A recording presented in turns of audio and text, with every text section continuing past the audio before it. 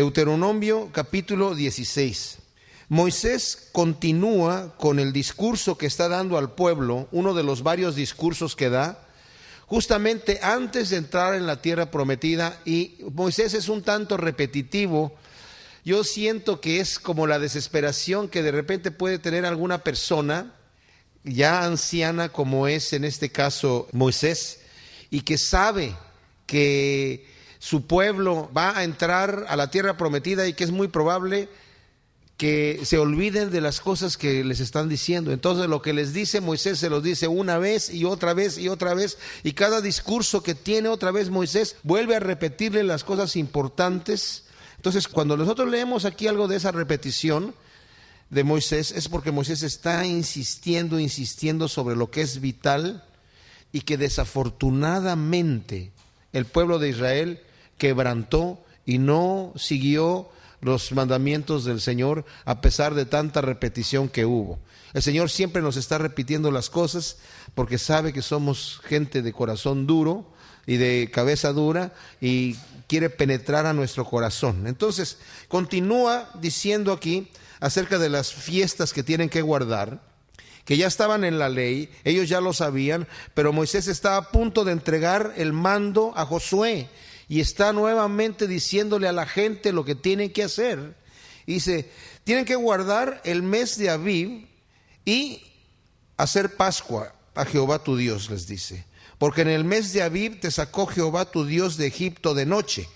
El mes de Abib es el primer mes del año judío, que después de la deportación de Babilonia, cuando regresaron de Babilonia, el pueblo de Israel le cambió el nombre a Nisán. Hoy en día es el mes Nisán, pero antes se llamaba Abib. Es el mismo mes. Y el Señor les dijo, cuando celebraron la Pascua en Egipto, el día que el Señor los sacó, dijo, este va a ser el primer día del primer mes del año que ustedes van a guardar, cuando salieron por fin de la esclavitud de Faraón. Entonces aquí el Señor le está diciendo, ustedes van a guardar eso como una fiesta solemne y sacrificarás la Pascua, les dice, a Jehová tu Dios de las ovejas y de las vacas en el lugar que Jehová escogiere para que habite allí su nombre. No en cualquier lugar, ya les había dicho anteriormente que podían ellos sacrificar y ofrecer sus sacrificios, sino que tenía que ser en el lugar que el Señor les dijere. Más adelante, cuando se divide el reino de Salomón durante los días de su hijo Roboam, y Jeroboam toma 10 de las tribus, y 2 de las tribus se quedan con Roboam. Jeroboam, aunque el Señor le había dicho que lo iba a bendecir si continuaba guardando los mandamientos de Dios, él se rebeló y construyó lugares para la adoración en Samaria y en Dan al norte del territorio que él gobernaba de las 10 tribus de Israel, porque tenía temor que la gente se iba a sacrificar a Jerusalén, que era el lugar donde el Señor había establecido, donde estaba el templo, donde dijo, solamente ahí puedes hacer tus sacrificios. Dice, si van para allá, puede que su corazón lo vuelva a robar Roboam y se vayan con Roboam. Y el pecado de Jeroboam es que hizo 2 becerros de oro y allí empezó una idolatría terrible, y casi todos los reyes de Israel, de estas 10 tribus, estuvieron siempre adorando estos demonios, y algunos de los reyes de Judá desafortunadamente también. Entonces aquí está nuevamente el mandamiento, solamente en el lugar que el Señor dijere para que habite ahí su nombre es donde tienes que celebrar la Pascua. Y vemos nosotros que, por ejemplo, el Señor Jesús, cuando iba a Jerusalén con sus padres, iban a celebrar la Pascua, tenía toda la gente que caminar y llegar allí. Cuando el Señor fue crucificado, que celebró la Pascua con sus discípulos, estaba Jerusalén llenísima de gente porque habían venido judíos de todos los lugares alrededor, incluso de otras naciones, de otros países, porque solamente podían celebrar la Pascua en Jerusalén, en el lugar que el Señor había establecido. Y dice, y no comerás con ella pan con levadura, 7 días comerás con ella pan sin levadura, pan de aflicción, porque aprisa saliste de la tierra de Egipto, para que todos los días de tu vida te acuerdes del día que saliste de la tierra de Egipto. Y no se verá levadura contigo en todo el territorio por 7 días, y de la carne que matares en la tarde del primer día no quedará hasta la mañana. O sea, la Pascua en realidad era un solo día. El Señor dice, cuando celebraste la Pascua en Egipto, tuviste que salir corriendo, Y celebraste la Pascua con el bordón en la mano, listo, ya todo empacado, listo para salir. Entonces celebraron la Pascua, comieron de la Pascua, pero la carne que sobraba la tenían que quemar al fuego. Había otros sacrificios en donde el Señor permitía que comiesen al otro día la carne que sobraba. Pero aquí no permite el Señor eso, porque dice, lo que están haciendo ustedes es recordando que salieron de prisa. El pan tiene que ser sin levadura porque no tuvieron tiempo de hacer pan con levadura, no tuvieron tiempo de que el pan se levantara con la levadura para que se cociera bien, tuvieron que hacer un pan rapidito, deprisa, sin levadura. Y después de la fiesta de la Pascua, que era un día, eran 6 días en donde se comía el pan sin levadura, pero ya no se sacrificaba la Pascua. Y se le llamaba a esta fiesta la fiesta de los panes sin levadura. Aquí lo está uniendo en una sola cosa, pero en realidad son 2 fiestas, una pegada a la otra. No podrás sacrificar la Pascua en cualquiera de las ciudades que Jehová tu Dios te da, sino en el lugar que Jehová tu Dios escogiere para que habite allí su nombre. Sacrificarás la Pascua por la tarde, a la puesta del sol, a la hora que saliste de Egipto. Esto es para recordar eso. Y la asarás y comerás en el lugar que Jehová tu Dios hubiese escogido, y por la mañana regresarás y volverás a tu habitación. 6 días comerás pan sin levadura, o sea, después de la Pascua eran 6 días, y el 7º día entonces será fiesta solemne a Jehová tu Dios, y no trabajarás en él. Después de eso, 7 semanas contarás desde que comenzare a meterse la hoz en la mies. Comenzarás a contar las 7 semanas y harás la fiesta solemne de las semanas. O sea, esta fiesta solemne de las 7 semanas también se le llamó después la de Pentecostés, que son 50 días después de la Pascua. A Jehová tu Dios harás esta fiesta, de la abundancia voluntaria de tu mano será lo que dieres, según Jehová tu Dios te hubiese bendecido. Y te alegrarás delante de Jehová tu Dios, tú, tu hijo, tu hija, tu siervo, tu sierva, el levita que habitare en tus ciudades, y el extranjero, y el huérfano, y la viuda que estuvieren en medio de ti, en el lugar que Jehová tu Dios hubiese escogido para poner allí su nombre. Y acuérdate de que fuiste siervo en Egipto, por tanto guardarás y cumplirás estos estatutos. O sea, la idea era, esa fiesta solemne de la cosecha la vas a celebrar regocijándote delante de tu Dios, que te ha provisto, que te ha bendecido, y vas a invitar al huérfano, vas a invitar al extranjero, vas a invitar a la viuda, vas a invitar al levita, para que coman de tu mesa, de lo que estás trayendo al Señor. Qué bonito, ¿no? O sea, el Señor en realidad lo que le daba el pueblo a la parte que era para Dios, traía la ofrenda para entregársela al Señor, y el Señor decía, ok, esta ofrenda que estás trayendo para dármela a mí, nos vamos a sentar todos a comer a la mesa. O sea, yo estoy ahí sentado contigo comiendo, está diciendo el Señor en cierta manera, y a través del huérfano, a través del levita, a través del extranjero, a través de la viuda, voy a estar, y de tus hijos, y regocíjate. No lo hagas con dolor, con pesadez, no lo hagas como, ay, me están torciendo el brazo, tengo que traerle esto al Señor, porque el Señor no recibe nada así. Qué bonito que nosotros lo que le damos al Señor, el Señor nos lo regresa en cierta manera. Siempre es así, siempre es así.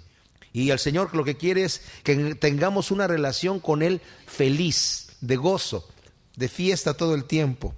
Qué hermoso, ¿no? Porque a veces cuando uno habla de religión piensa, ay, religión. La gente cuando uno empieza a hablarle de Cristo, muchos, ay, no, en este momento no me hables de Cristo. Yo quiero ir a vivir la vida. Ya cuando esté viejo, cuando ya se me acaben las fuerzas, ahí me hablas de Dios. En este momento quiero reventón. No, es que Dios también quiere que tengas un reventón, pero un reventón a su manera. Y cuando quiero decir reventón me refiero a que tengas una vida feliz. Dice, yo he venido para que tengas gozo, pero un gozo completo.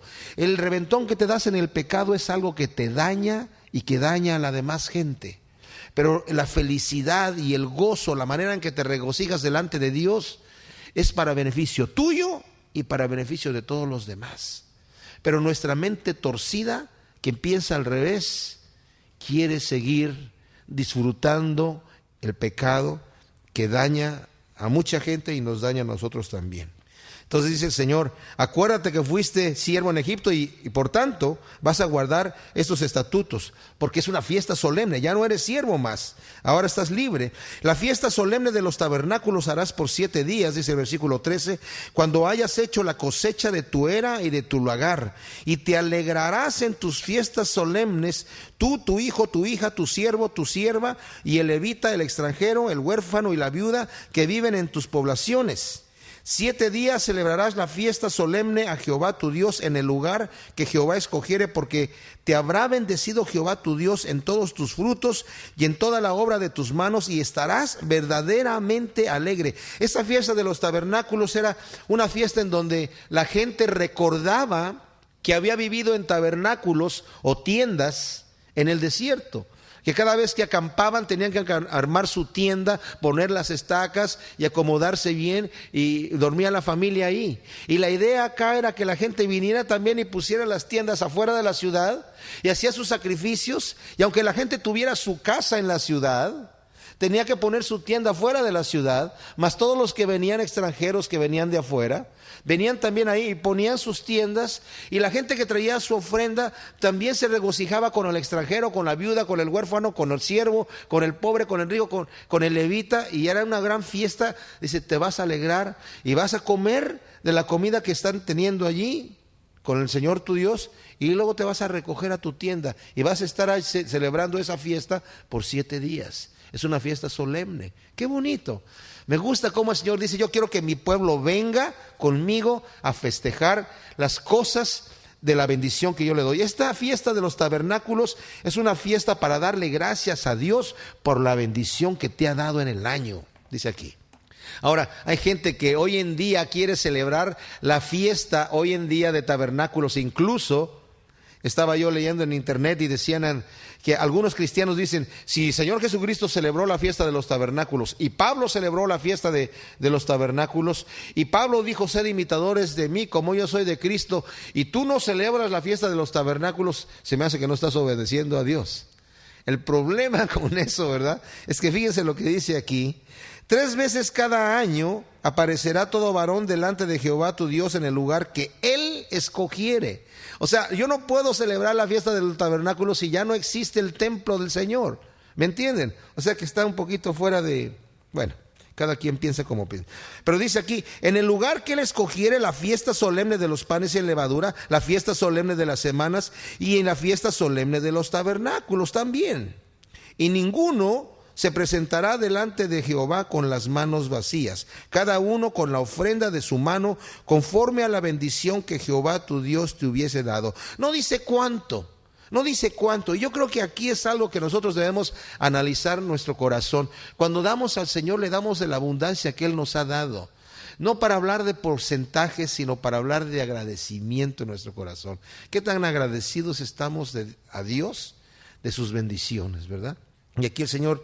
me interesa mucho me maravilla cómo el Señor, cuando habla acerca de lo que le damos a Él, el Señor quiere que se lo demos de un corazón alegre, de un corazón agradecido, de un corazón tan agradecido que le vamos a dar lo mejor. Más adelante vamos a leer que dice que cualquier cosa con defecto, dice, yo no la quiero, no la recibo, quédate con ella, no me la ofrezcas. El Señor no quiere despojos, el Señor no quiere cosas que ya no nos sirven, y muchas veces actuamos de esa manera. Pero le traemos al Señor lo que hay en nuestro corazón. Algunos dicen, como he mencionado en otras ocasiones, que cuando Caín y Abel trajeron su ofrenda delante de Dios, la razón por la cual fue aceptada la ofrenda de Abel era porque era de un animal sacrificado, de lo mejor de sus animales trajo para sacrificarlos delante del Señor, mientras que Caín trajo del fruto de la tierra. Bueno, Abel era ganadero y Caín era agricultor. Entonces cada uno trajo de lo que trabajaba. Y el Señor en la ley de Moisés también decía que había que traer ciertas ofrendas de animales, pero también había que traer ciertas ofrendas de producto de la tierra. Y las dos eran aceptas delante de Dios. Y yo no creo que el asunto era de qué tipo de ofrenda trajo cada uno, sino la respuesta está cuando el Señor le dice a Caín, ¿por qué se ha demudado tu semblante? Si hicieres bien, no sería recibida tu ofrenda, pero como está el pecado a la puerta, el pecado hace una barrera entre Dios y el hombre. Y Podemos darle al Señor todo nuestro tiempo, todo nuestro dinero y todo nuestro esfuerzo y todo lo que queremos nosotros, pero si vivimos una vida de pecado, el Señor no está recibiendo esa ofrenda. El Señor no anda mendigando ofrendas. El Señor incluso dice, si tú tienes algo contra tu hermano, cuando vas a traer tu ofrenda, deja tu ofrenda, no me la des todavía, no me importa, no me interesa esa ofrenda, no la voy a recibir. Ve y arregla cuentas con tu hermano y entonces sí, presenta tu ofrenda delante de mí. Entonces es importante que cuando yo llego delante de Dios tengo que llegar con un corazón limpio, y cuando digo con un corazón limpio es cuando me he puesto a cuentas delante de Dios, le he pedido perdón por mis pecados y doy mi ofrenda. Señor, ojalá que tú aceptes esto que yo te estoy dando, por favor recíbelo, Señor, te lo doy de todo corazón y con un corazón agradecido. Y qué bonito es llegar delante de Dios con esa actitud, con la actitud de respeto, de saber que Él es nuestro proveedor en todo lo que Él nos da. Porque Él es impresionante cómo responde nuestras oraciones cuando tenemos necesidad, y a veces lo hace como por debajo del agua, ¿verdad? No llega ahí, taratán, tarán, y baja un ángel y chazam, y viene la bendición así, ¡oh! Y decimos, oh, aquí sí que el Señor bendijo. A veces viene como por debajo del agua, y si no nos damos cuenta, no vemos la mano de Dios proveyendo para nosotros en el momento de la aflicción, en el momento de la necesidad. Si no abrimos los ojos no lo vemos, como mucha de la gente de Israel, que no podían ver la bendición y la protección de Dios y miraban para otros lados, y rapidito se separaron y empezaron a buscar con otros dioses y a buscar en otros lugares, y entonces sí, la ira de Dios vino sobre ellos y vino la maldición de Dios sobre ellos, y empezaron a tener problemas y la tierra ya no producía sus frutos, y tampoco pudieron ver que eso era la mano de Dios castigándolos. Porque tampoco venía, hoy viene el castigo de Dios, ¡pum! No, venía como por debajo del agua. Así que el Señor quiere corazones agradecidos. Dice, jueces y oficiales pondrás en todas tus ciudades que Jehová tu Dios te dará en tus tribus, los cuales juzgarán al pueblo con justo juicio. O sea, los jueces estaban a la entrada de la ciudad. Si algunos de ustedes que tal vez han podido ir a Israel, en algunas de las ruinas de las ciudades pueden ver que entra uno y la pared de la ciudad era una pared inmensamente gruesa, pero en la entrada era como un cuarto que tenía una puerta por un lado y había un cuarto grande y había otra puerta por el otro lado en donde ya salía y entraba uno en la ciudad. Y en ese cuarto que estaba allí era donde se sentaban los jueces y juzgaban los asuntos, donde también se ponían en las puertas los cobradores de impuestos para cobrar los impuestos de la gente que entraba y salía. Pero ese era el lugar en donde normalmente estaban los jueces juzgando los asuntos del pueblo. No tuerzas el derecho, no hagas acepción de personas, ni tomes soborno, porque el soborno ciega los ojos de los sabios y pervierte las palabras de los justos. No importa que seas un juez sabio y que seas un juez justo, si recibes dinero de la gente, te vas a pervertir. La justicia seguirás para que vivas y heredes la tierra que Jehová tu Dios te da. No plantarás ningún árbol para acera cerca del altar de Jehová tu Dios que tú habrás hecho, ni te levantarás estatua, lo cual aborrece Jehová tu Dios. O sea, esta acera era la diosa de la fertilidad o fecundidad, y le levantaban una especie como de un palo labrado, y esa era su estatua, que después también tuvo otras figuras. El Señor dice, no harás eso como los otros pueblos que hacen eso, los cuales vas a conquistar. No ofrecerás en sacrificio a Jehová tu Dios buey o cordero en el cual haya falta o alguna cosa mala, pues es abominación a Jehová tu Dios. El Señor, para Él es abominación cuando yo le doy lo que ya no me sirve, lo que me sobra, lo último, lo que me quedó. Para Él es una abominación, es un insulto. Qué terrible cuando se inventó eso de la limosna para el Señor y saca uno a ver cuántas moneditas traigo para aquí, plum. Porque el Señor no es así con nosotros. El Señor nos da lo mejor de lo mejor de lo mejor, planeado con anticipación. Lo que nosotros debemos hacer cuando le vamos a dar algo al Señor, ya sea tiempo, ya sea dinero, ya sea lo que sea, debemos preparar en nuestro corazón de antemano lo que le vamos a dar al Señor y dárselo con gozo, y venir preparados para dárselo al Señor con gozo, no algo espontáneo que en el momento, a ver qué es lo que le puedo dar al Señor, ya sea en cualquier cosa, dice no. Y sobre todo no le vayas a dar ninguna cosa que esté dañada porque es abominación.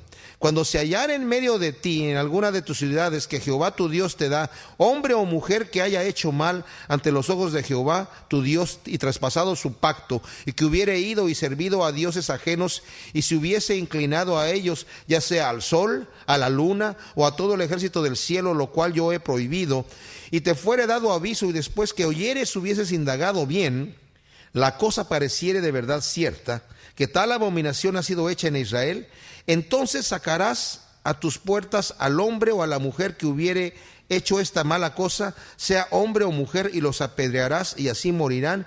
Por dicho de 2 o 3 testigos morirá el que hubiese de morir, no morirá por el dicho de un solo testigo. Y la mano de los testigos caerá primero sobre él para matarlo, y después la mano de todo el pueblo, y así quitarás el mal de en medio de ti. Aquí esto ya parece una repetición de lo que vimos en el capítulo 13, en donde el Señor dice, incluso si tu hijo o tu hija o tu esposo o tu esposa o tu mejor amigo es el que te dice vayamos a adorar a otros dioses, dice, no le vas a tener compasión, tu mano vas a tener que descargarla sobre él. Y la forma de terminar con la vida de estas personas era la lapidación, las piedras, que uno puede pensar es una forma muy terrible de morir, pero en realidad era una forma muy rápida de morir, porque en cuanto le diera una piedra en la cabeza quedaba noqueada la persona y moriría. Y nuestro Señor Jesucristo, cuando murió y entregó su vida por nosotros, escogió una muerte cruenta.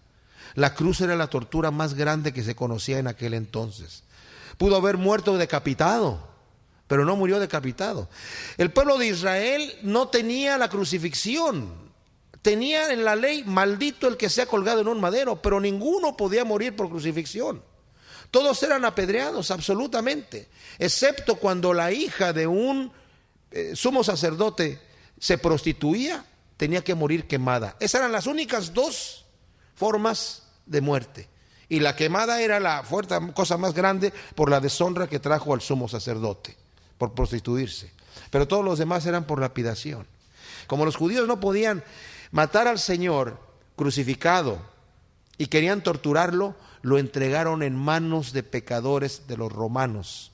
Y cuando dijeron, ¿qué quieren que hagan con él? En vez de decirle, decapítale o apedréale, no, Señor, crucifícale. ¡Wow!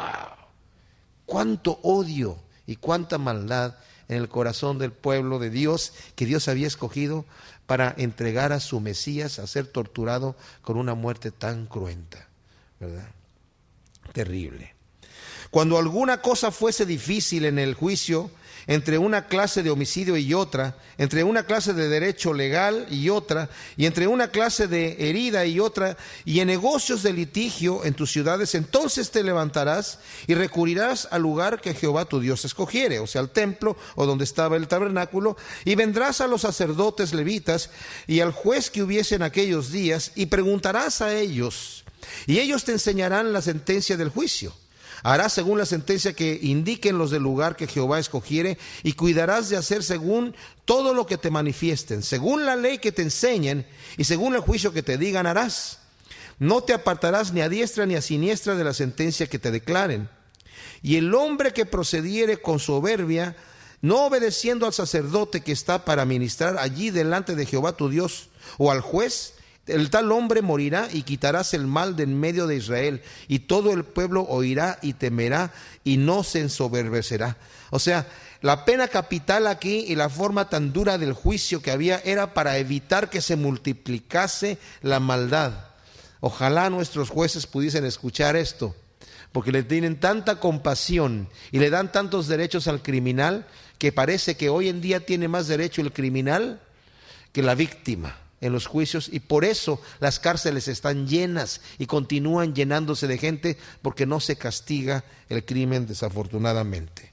En el versículo 14 del capítulo 17 de Deuteronomio, continúa hablando Moisés en su discurso, dando instrucciones al pueblo de Israel de lo que tienen que hacer una vez que entren a la tierra prometida, porque están allí a punto de entrar a la tierra prometida del otro lado del Jordán. En cualquier momento van a entrar ya. Y está dando sus últimas instrucciones antes de entregarle el mando a Josué. Y dice en el versículo 14, cuando hayas entrado en la tierra que Jehová tu Dios te da, y tomes posesión de ella y la habites, y digas: pondré un rey sobre mí como todas las naciones que están en mis alrededores. Ciertamente pondrás por rey sobre ti al que Jehová tu Dios escogiere, y de entre tus hermanos pondrás por rey sobre ti, y no podrás poner sobre ti a hombre extranjero que no sea tu hermano.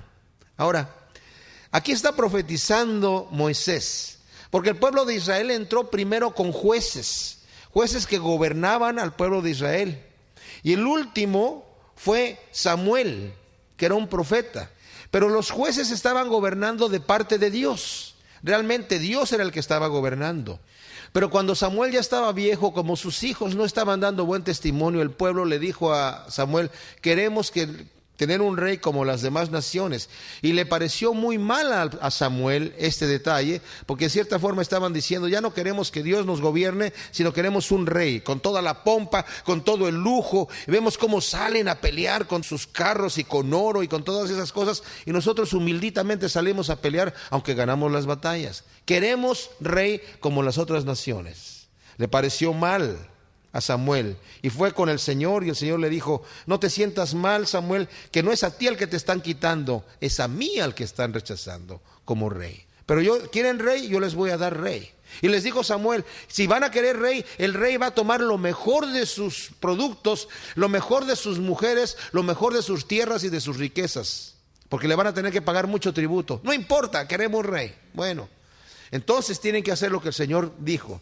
El Señor va a escoger rey, y a través de Samuel, primero el Señor escogió a Saúl. Saúl desobedeció al Señor, y después escogió el mismo Samuel a David. Después murió Samuel, pero David sucedió su trono a su hijo Salomón. Ahora fíjense el detalle que pasa aquí. Dice: pero este rey, dice el versículo 16, no aumentará para sí caballos, ni hará volver al pueblo a Egipto con el fin de aumentar caballos, porque Jehová os ha dicho: no volváis nunca por este camino. Ni tomará para sí muchas mujeres, para que su corazón no se desvíe, ni plata ni oro amontonará para sí en abundancia. Y cuando se siente sobre el trono de su reino, entonces escribirá para sí en un libro una copia de esta ley, del original que está al cuidado de los sacerdotes levitas, y lo tendrá consigo y leerá en él todos los días de su vida, para que aprenda a temer a Jehová su Dios, para guardar todas las palabras de esta ley y estos estatutos, y para ponerlos por obra, para que no se eleve su corazón sobre sus hermanos, ni se aparte del mandamiento a diestra ni a siniestra, a fin de que prolongue sus días en su reino, él y sus hijos en medio de Israel. Wow, aquí está dada una instrucción. Ahora, si ponen el dedo allí y nos vamos a Primera de Reyes, capítulo 10, en el versículo 14, dice así: el peso del oro que Salomón tenía de renta cada año era 666 talentos de oro. Qué interesante, 666 talentos de oro. Esa era la renta que tenía Salomón cada año. ¿Saben cuánto es esto, mis hermanos? Son 22 toneladas de oro. Era lo que Salomón obtenía de impuesto, de renta, de lo que recogía de Israel. Más aparte, si leemos rápidamente, dice: sin lo de los mercaderes y lo de la contratación de especies de todos los reyes de Arabia y los principales de la tierra. O sea, los demás reyes les traían cosas. Pero imagínense lo que dice también aquí en el versículo 26. Y juntó Salomón carros y gente a caballo, y tenía 1,400 carros y 12,000 jinetes, los cuales puso en las ciudades de los carros y con el rey en Jerusalén. E hizo el rey que en Jerusalén la plata llegara a ser como piedras, y los cedros como cabrahigos de la cefela en abundancia. O sea, había dicho que no se multiplicara, que no se enriqueciera mucho el rey, y vemos aquí lo que está haciendo Salomón. Luego dice: y traían de Egipto caballos y lienzos a Salomón, porque la compañía de los mercaderes del rey compraba caballos y lienzos, y venía y salía de Egipto el carro por 600 piezas de plata y el caballo por 150, y así los adquirían por mano de ellos todos los reyes de los heteos y de Siria. Había dicho el Señor que no fueran a Egipto por carros ni por caballos, y es exactamente lo que Salomón estaba haciendo. Y dice el capítulo 11 aquí: pero el rey Salomón amó, además de la hija de Faraón, O sea, para amar a la hija de Faraón tuvo que haber ido a Egipto para conocerla y traérsela de allá. Además de la hija de Faraón, a muchas mujeres extranjeras, otra prohibición que había dado el Señor. A las de Moab, a las de Amón, a las de Edom, a las de Sidón y a las eteas, gentes de las cuales Jehová había dicho a los hijos de Israel: no os llegaréis a ellas, ni ellas se llegarán a vosotros, porque ciertamente harán inclinar vuestros corazones tras sus dioses. A estas pues se juntó Salomón con amor, y tuvo 700 mujeres reinas y 300 concubinas, y sus mujeres desviaron su corazón. Y cuando Salomón era ya viejo, sus mujeres inclinaron su corazón tras los dioses ajenos, y su corazón no era perfecto con Jehová su Dios, como el corazón de David su padre, porque Salomón siguió a Astoret, diosa de los sidonios, a Milcom, ídolo abominable de los amonitas, e hizo Salomón lo malo ante los ojos de Jehová, y no siguió cumplidamente a Jehová como David su padre. Entonces edificó Salomón un lugar alto a Quemos, ídolo abominable de Moab, en el monte que está enfrente de Jerusalén, y a Moloc, ídolo abominable de los hijos de Amón. Así hizo para todas sus mujeres extranjeras, las cuales quemaban incienso y ofrecían sacrificios a sus dioses. Y se enojó Jehová contra Salomón, por cuanto su corazón se había apartado de Jehová, Dios de Israel, que se le había aparecido 2 veces y le había mandado acerca de esto que no siguiese a dioses ajenos, mas él no guardó lo que le mandó Jehová. ¡Wow! ¡Qué tremendo! ¡Qué tremendo! Estaba allí. Dice: yo quiero que el rey se haga una copia de la ley para que se le lean todos los días y conozca los mandamientos de Dios y no haga lo malo delante de Dios, para que no le suceda lo que yo dije que le va a suceder si se aparta de mí. ¿Y qué hace Salomón en su vejez? Se aparta del Señor, no siguiendo las instrucciones de Dios. Impresionante. Después de la bendición que tuvo tan tremenda. Y de allí Salomón introdujo de una forma impresionante la idolatría a Israel. De una forma impresionante. Porque sus mujeres hacían sacrificios. Y uno de los sacrificios que hacían esas mujeres con estos dioses era que algunos de estos dioses se calentaban al rojo vivo, eran de fierro fundido, y las manos, cuando estaban al rojo vivo, ponían ahí sus bebés y los sacrificaban. Y estas mujeres les quemaban incienso y les ofrecían sacrificios. Y esos eran los sacrificios que hacían. Y Salomón no le importaba, porque tenía 1000 mujeres. Impresionante, impresionante realmente. Los sacerdotes levitas, es decir, toda la tribu de Leví, no tendrán parte ni heredad en Israel. De las ofrendas quemadas a Jehová y de la heredad de él comerán. O sea, tenían ciudades, y en sus ciudades tenían ejidos, y los ejidos eran como cerca de medio kilómetro a la redonda de la ciudad, para que sus ganados estuviesen ahí, pero no tenían territorio en sí, de todo el territorio de Israel. Entonces, comían de las ofrendas que traía el pueblo de Israel. No tendrán pues heredad entre sus hermanos. Jehová es su heredad, como él les ha dicho, y este será el derecho de los sacerdotes de parte del pueblo, y de los que ofrecieren en sacrificio buey o cordero. Darán al sacerdote la espaldilla o el hombro, las quijadas y el estómago, el cuajar, las primicias de tu grano, de tu vino, de tu aceite, y las primicias de la lana de tus ovejas le darás, porque le ha escogido Jehová tu Dios de entre las tribus, para que esté para administrar en el nombre de Jehová, él y sus hijos para siempre. Y cuando saliere un levita de alguna de tus ciudades de entre todo Israel, donde hubiese vivido, y viniere con todo el deseo de su alma al lugar que Jehová escogiere, ministrará en el nombre de Jehová su Dios, como todos sus hermanos los levitas que estuviesen ahí delante de Jehová. Igual ración a la de los otros comerá, además de sus patrimonios. O sea, cuando un levita que viva en otra ciudad extranjera y quiera venir a ministrar allí en el templo de Dios, se le va a dar de la misma ración que comen todos los demás, aparte de lo que él ya tenga. Tal vez trajo algunos animales para vender, bueno, eso le corresponde a él, pero se le va a dar dentro de la ración de todo lo que estén en los sacrificios a este levita. Es triste que el pueblo de Israel eventualmente dejó de llevar los sacrificios a Dios, y como dejó de llevar los sacrificios a Dios, muchos de los levitas empezaron a tener que buscar trabajo porque no tenían que comer.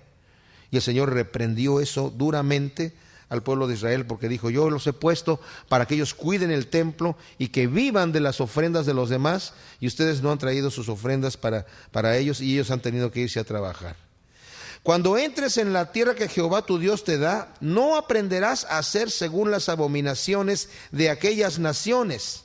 No sea hallado en ti quien haga pasar a su hijo o a su hija por el fuego, la práctica que acabamos de mencionar, ni quien practique adivinación, ni agorero, ni sortílego, ni hechicero, ni encantador, ni adivino, ni mago, ni quien consulte a los muertos. Porque es abominación para con Jehová cualquiera que hace estas cosas, y por estas abominaciones Jehová tu Dios echa estas naciones de delante de ti. Perfecto serás de delante de Jehová tu Dios. Porque estas naciones que van a heredar a agoreros y adivinos oyen, mas a ti no te ha permitido esto Jehová tu Dios. ¿Saben? En realidad les digo una cosa, la gente que se mete en estas situaciones de horóscopo y de empezar a buscar en el tarot y con adivinos y en consultar muertos, están jugando literalmente con demonios, con demonios. Yo tengo un amigo que se metía en sesiones de espiritismo con otras personas, un médico, un abogado, un excura y más personas que había allí, y al hacer todas estas, se les aparecía un espíritu bueno, entre comillas, que los mandaba a deshacer algunos embrujos que habían, y encontraban en algunos lugares frascos donde tenían monos metidos con alfileres y los destrozaban, y la persona que había estado hechizada se curaba, ¿verdad? Pero luego los mandaba también a golpear gente que supuestamente eran gente mala, y ellos estaban embelesados pensando que este es el espíritu de luz que nos está diciendo, viene de parte de Dios, porque mezclan todas estas cosas de rezos y de veladoras y de santos y de vírgenes con todas sus hechicerías, y la gente se lo cree, la santería y todas estas cosas. Pero es literalmente meterse en un territorio prohibido. Yo conozco el testimonio de 2 cristianos que empezaron a meterse en el tarot. Y cuando les empezaron a sacar las cartas del tarot, lo primero que les dijeron que le iba a pasar, les pasó. Y después que se iban a sacar una fortuna y se la sacaron. Y luego que les iba a suceder aquello bueno y les sucedió. Y se empezaron a meter de lleno hasta que les salió que se iban a morir. Entonces dijeron, ¿qué hacemos, verdad? Y pidieron consejería, le dijeron, arrepiéntete delante de Dios y Señor, perdónanos por habernos metido en esa situación, y no les pasó nada. ¿Qué quiero decir con esto? Cuando tú te metes en estas situaciones de tarot si te estás metiendo en un terreno satánico y estás dejando a Dios para ponerte en manos de Satanás, y estás a tus propias expensas. Y por eso dice, no te metas ahí. Esta gente se mete ahí. Y no es que digamos, no es cierto, esas cosas no suceden. No, sí suceden, por supuesto que sí. Cuando llegó Moisés delante de Faraón, dándole la señal, y tiró su vara y se convirtió en serpiente, los magos de Faraón hicieron lo mismo. Imagínense, hicieron lo mismo por poder satánico. Pero la serpiente de Moisés se comió a las otras 2. Cuando convirtió el agua en sangre, estos señores magos hicieron lo mismo. Así que no es para que digamos, es que eso no existe, no funciona. Sí funciona, pero funciona del otro lado. Es una obra satánica. El Señor dice, aquí no te metas, te queda totalmente prohibido eso. Aquellas naciones escuchan a agoreros, escuchan a magos, a adivinos, y por eso las estoy echando de allí. Porque han entregado su dominio a Satanás, al reino de las tinieblas. Así que por eso las estoy echando de ahí. Así que tú no vas a hacer esto, pero desafortunadamente el pueblo de Israel va a empezar en sus abominaciones, adorando a otros dioses, y van a continuar a escuchar falsos profetas, agoreros, adivinos, etcétera. Tanto que el mismo Saúl, cuando había pecado y ya había muerto Samuel, y estaba desesperado porque iba a pelear una guerra y no sabía qué hacer, fue con una adivina para consultar los muertos y para hablarle a Samuel. Y se apareció Samuel, y Samuel le dijo, tú te vas a morir mañana en la guerra donde vas a ir. Pero la adivina, cuando consultó a los muertos, cuando realmente vio que se apareció Samuel, casi se cae de espaldas, porque dijo, esto nunca sucede así realmente. O sea, el Señor permitió que a través de esta señora realmente el que se apareciera fuera Samuel, porque normalmente son demonios disfrazados.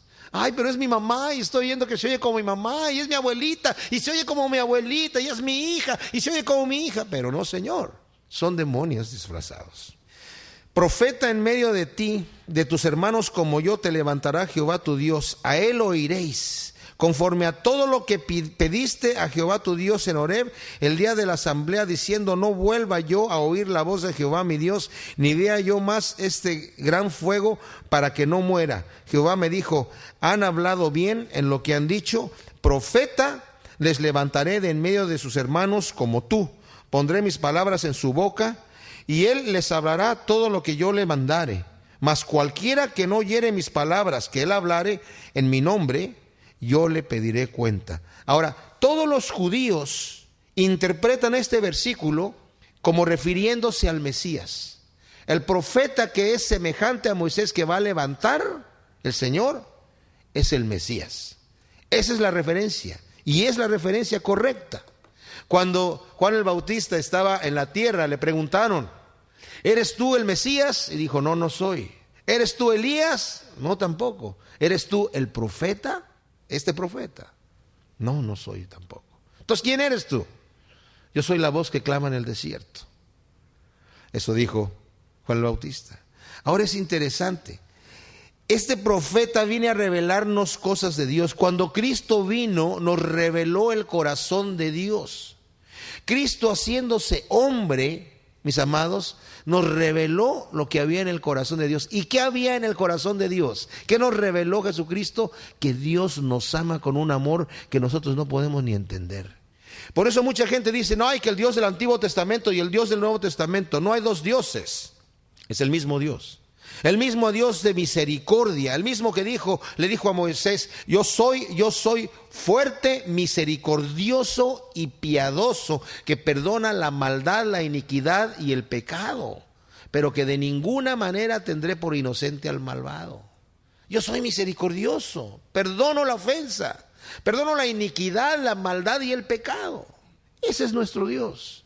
Cuando Cristo vino y nos mostró cómo recibía la gente no tenía que decirle: ay, Señor, perdóname por mis pecados y me voy a acercar a ti. La gente no tenía, a veces no hablaba de vergüenza, y el Señor ya le decía: tus pecados te son perdonados. ¿Qué dijo la mujer cuando estaba llorando a los pies de Cristo, lavándolos, enjugándolos con sus cabellos y lavándolos con sus lágrimas?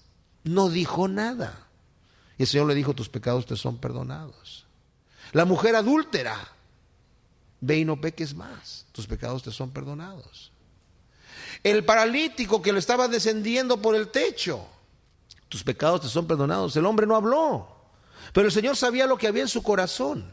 El Señor nos ha venido a tomar a nosotros como somos, de pecadores, y como dice Pablo, siendo enemigos, nos ha tomado como sus amigos y nos ha perdonado. Ese es el profeta. Eso es lo que nos vino a decir el profeta.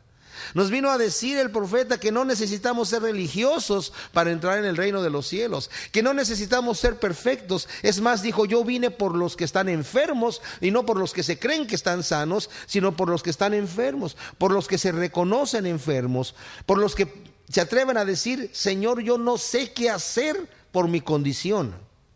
Como ese hombre que estaba en el templo, que ni se atrevía a levantar su cara y dijo: Señor, sé propicio a mí, que soy pecador. O sea: Señor, no sé qué hacer, no sé ni cómo empezar a pedirte nada. Haz lo que tengas que hacer conmigo, porque yo soy un pecador. Y dice el Señor: ese salió justificado. Ese Jesús que le lavó los pies a los discípulos y que Pedro le dijo: en ninguna manera, si tú eres el Mesías, si tú eres el Hijo del Dios viviente, ¿cómo me vas a lavar a mí los pies? De ninguna manera, Señor, tú eres el Rey de Reyes. Es que me tienes que dejar lavarte los pies, Pedro, porque si no, no tienes parte conmigo. Entonces lávamelos. Ese, mis amados, ese Dios es el Padre. Nos vino a mostrar, porque dice: muéstranos al Padre, dice Felipe, y nos basta. Nos imaginamos al Padre en su trono inaccesible, así. Y dije: no, lo que tengan que ver conmigo, que lo háblenlo con mi hijo, porque yo soy inaccesible. No, Señor. Se cuenta una historia, ¿verdad? No sé si es una historia, una leyenda, pero se cuenta que había un minero que trabajaba muy duro, ¿verdad? Pero que en su trabajo no llegaba a tiempo para llegar al servicio de una iglesia que había en el pueblo, en la aldea, y llegaba a deshora. Entonces el pastor veía que él entraba, se arrodillaba y levantaba las manos y murmuraba algo. Entonces el pastor se empezó a acercar a ver qué decía, y lo único que decía era: Señor, aquí está Santiago. Señor, aquí está Santiago. Señor, aquí está Santiago. Y se quedaba un rato ahí y luego se iba.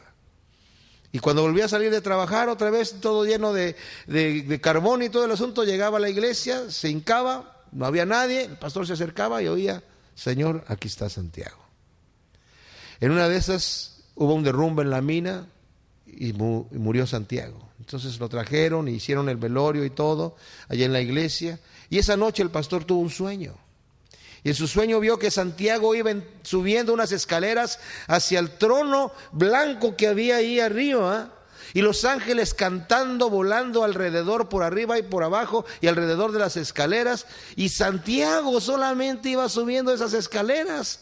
Y había toda esta euforia porque Santiago iba subiendo las escaleras, y poco antes de llegar a los últimos escalones se levanta Jesús del trono blanco y desciende, se arrodilla, le da la mano y le dice: Santiago, aquí está Jesús. Yo pienso que este cuento es un cuento real, porque cuando lleguemos delante del Señor, dice la Biblia que Él nos va a sentar a la mesa y Él nos va a servir. ¿Se imaginan ustedes el Señor Jesucristo sirviéndonos a nosotros a la mesa? Este es el profeta que nos vino a comunicar cómo es nuestro Padre Celestial, cómo es nuestro bendito Dios, que nos ha amado con un amor tan tremendo, y nosotros tan torpes para poder regresarle ese amor, para poder amarlo con un amor como Él le corresponde que lo amemos, ¿verdad? Por eso dice, cuidado, dice el versículo 19, cualquiera que no oyere mis palabras que Él hablare en mi nombre, yo le pediré cuenta. Y nadie quiere que Dios le pida cuenta, porque el único camino de salvación que tenemos, poderoso y efectivo, es a través de Cristo Jesús, que dio su vida por nosotros. El profeta que tuviese presunción de hablar palabra en mi nombre, a quien yo no le haya mandado hablar, o que hablare en mi nombre de dioses ajenos, el tal profeta morirá. Y si dijeres en tu corazón, ¿cómo conoceremos la palabra que Jehová no ha hablado? Si el profeta hablare en el nombre de Jehová y no se cumpliere lo que dijo, ni aconteciere, es palabra que Jehová no ha hablado, con presunción habló el tal profeta, no tengas temor de él. Yo me acuerdo que cuando las Olimpiadas aquí en California, había alguien que había profetizado que iba a haber un gran terremoto. No sé si ustedes se acuerdan. Y salió en el canal 40 y todo el mundo: el gran terremoto, ahí que está. Y el profeta que está profetizando. Y no vino el terremoto. Y al final, gracias por sus oraciones, porque a través de las oraciones de los cristianos no pasó nada. No, ese señor era un falso profeta, simple y sencillamente. Porque las profecías de Dios se cumplen al 100% sí o sí. Gracias, Señor, por tu palabra. Gracias, Señor. Ciertamente nos has mostrado tu amor de una manera impresionante, Señor, que no tenemos forma de agradecerte lo bueno y lo tremendo que tú eres con nosotros, Señor. Queremos entregarte nuestra vida sin ninguna reserva. Ayúdanos a serte fieles en todo, en el nombre de Cristo Jesús. Amén.